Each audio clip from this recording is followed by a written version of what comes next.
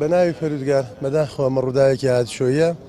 لە زمانی هەڵدێرانی ئۆتۆمۆبیلێکی جۆری پیکاپ دێر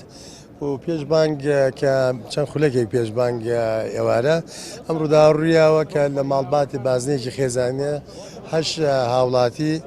سەرنشین بوون بە شۆفێرەکە و حەوت زایدیەک لە ئەسبابی شوێنی سەختی جێگاکە ڕەنگە هەڵەیەکی فەنی ئۆتۆمۆبیلەکەیان ئەوانە کە ئێمە نایزانین دوجار لە هاوین هەواری سارتک سەر بە گوندی گرتک و سەر بە سنووری جوگرافیای سیمیلانی باڵەکاتی قەزای چۆمان ئەم ڕووداوڕوویاوە و بەداخەوە دوو گیانسپاردنمانەیە کە تەمەنەکان لە نێوان 30 بۆ 40 ساڵ 35 ساڵێکایە بە ناوی زانرا بۆ تایبەتمەنی و بابەتی ئەوەی کە ماڵباتەکان هەمووی خۆ لە ڕێگانەدا نامانە ناوی بێنین ناویان بێن بەداخەوە ئێمە پرسە سەرخۆشیمانەیە لەم ماڵباتەیە شەش لە هاوڵاتیەکان زامدار بوون و تەنانەت دانەیەکیان لە زمانی برینارەکان کەمێ شپرزەی و زامەکەی کەمێ زیاترە لەوانی ئومێ دەکەین